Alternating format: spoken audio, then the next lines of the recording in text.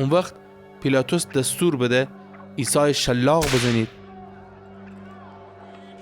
و سربازان تاجی از خار ببافتیدی و اون سر بنایدی و لباسی ارغوانی رنگ اون دکوتیدی و اون ورجه امویدی و گفتیدی سلام بر تو ای پادشاه یهود و اون سیلی زیدی.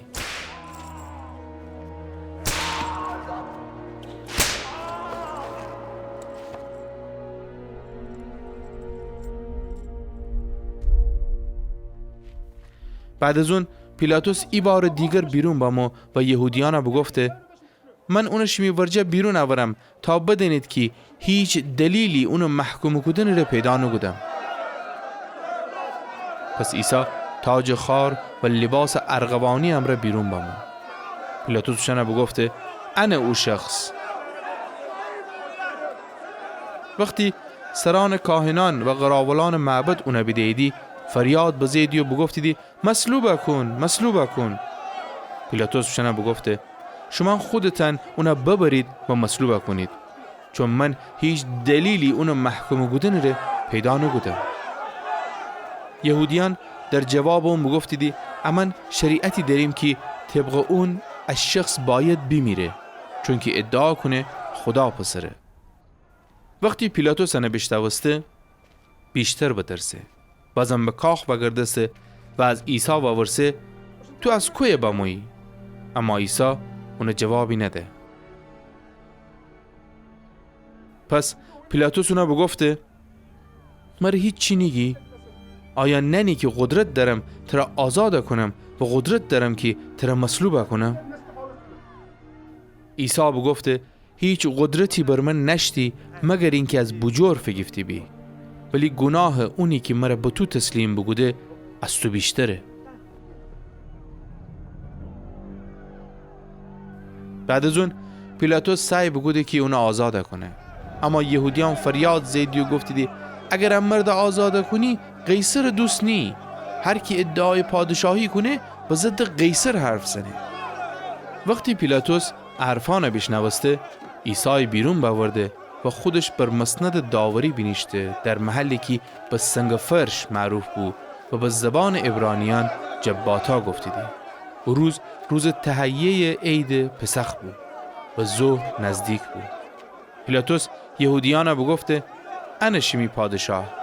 شان فریاد بزیدی اون از میان اوسن اونم مصلوب کن. پیلاتوس بگفته آیا شمی پادشاهم مصلوب کنم؟ سران کاهنان جواب بدیدی اما پادشاهی جز قیصر نریم.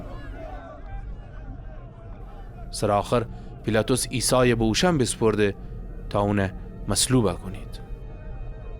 اون وقت عیسی بگیفتیدی و ببردیدی.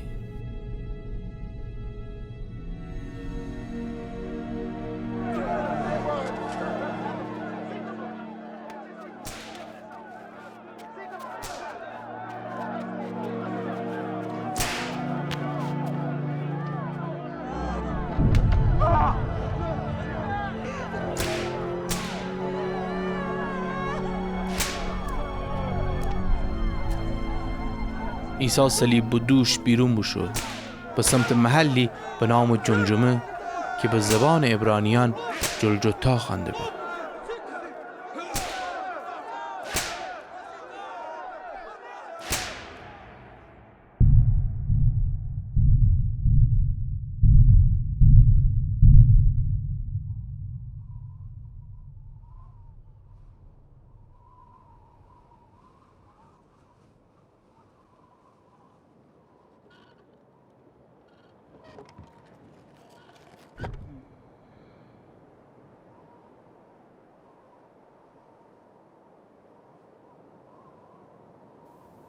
اونا به صلیب بگشیدی.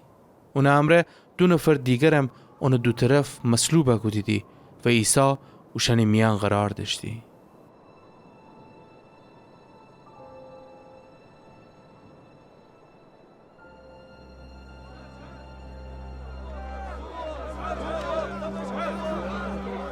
به دستور پیلاتوس ایتن نویشته اونا صلیب و جور نصب کردیدی که اون رو بنویشته ببسته بود عیسی ناصری پادشاه یهود.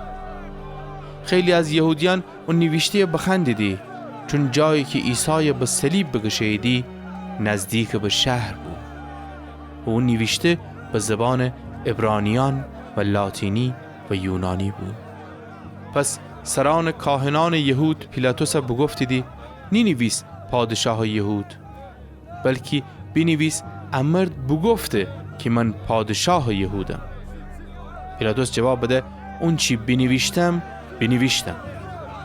وقتی سربازان عیسی به صلیب بکشیدی اون لباسان اوسه دیدی و به 4 قسمت تقسیم بگو دیدی. هر کدام ایت تیکا اوسه دیدی. اون لباس زیرم فگفتید، اما اون لباس درز نشتی، بلکه یک سر از بجور به زیر و بافته بوستو. پس همدیگه را بگفتیدی انا تیکا تیکا نکنیم، بلکه قرعه تودیم و بدینیم کشیم به. اتوی پیشگویی کتاب مقدس ثابت بکی می لباسان خوشنی میان تقسیم کنیدی و می لباسان ره قرعه تودیدی. پس سربازان هوتو بگو دیدی. عیسی صلیب نزدیکی اون مار و اون خله و مریم کلوپاس زن و مریم مجدلیه عیسی بید.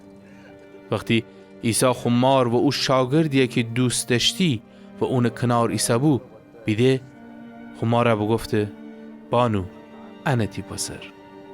بعد زن او شاگرد بگفته انا تی مار. از او ساعت او شاگرد عیسی ماره خودش خانه ببرده.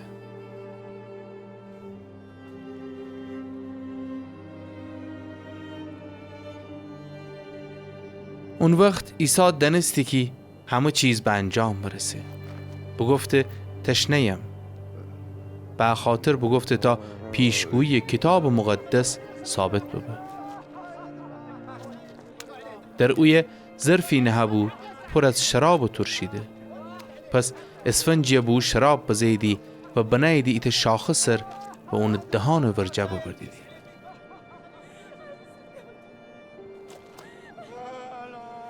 وقتی عیسی شراب بچیشته بگفته به انجام برسه. بعد از اون خسر خمه کده و خود روح تسلیم بوده.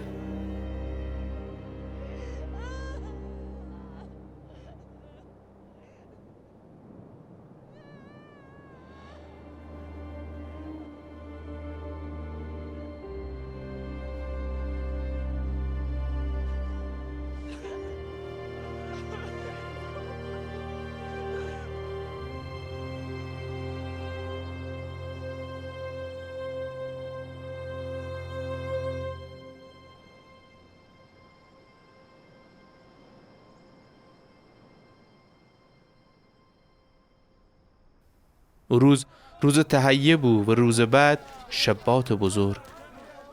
از او یکی حاکمان یهود نخستیدی که جسدان تا روز بعد صلیب رو بمنه. از پیلاتوس بخستیدی که او 3 نفر ساق و پای بشکنید و اوشن جسدان از صلیب بزیر باورید. پس سربازان بمویدی و اولین نفر ساق و پا و اویت ساق و پای که عیسی امره به صلیب بکشه بید بشکنه ایدی. اما وقتی به عیسی فرسیدی بدیدی که بمرده. اونو ساقان نشکنیدی، اما ایتی از سربازان نیزه اونو پهلوی بزه و هر لحظه از اونو بدن خون و آب جاری ببسته. اونی که انا بیده شهادت ده تا شمانم ایمان باورید. اونو شهادت راسته و اون دنه که حقیقت گفتن داره. اشان رخ بده تا پیشگوی کتاب مقدس ثابت بکی هیچ کدام از اون استخوانان نشکفه و قسمت دیگرم از کتاب مقدس که اونیه که به اون نیزه بزیدی تماشا کنیدی. اون وقت یوسف اهل رامه از پیلاتوس اجازه بخسته که عیسی جسد فگیره. یوسف از پیروان عیسی بود اما مخفیانه، چون که از حاکمان یهود ترسی. پیلاتوس اون اجازه بده. پس بمو و عیسی جسد فگیفته. نیقودیموس هم که قبلا شبانه عیسی ورجه بشو بود بمو و خوامره عطری از مر و عود که حدود 35 کیلو بود باورده.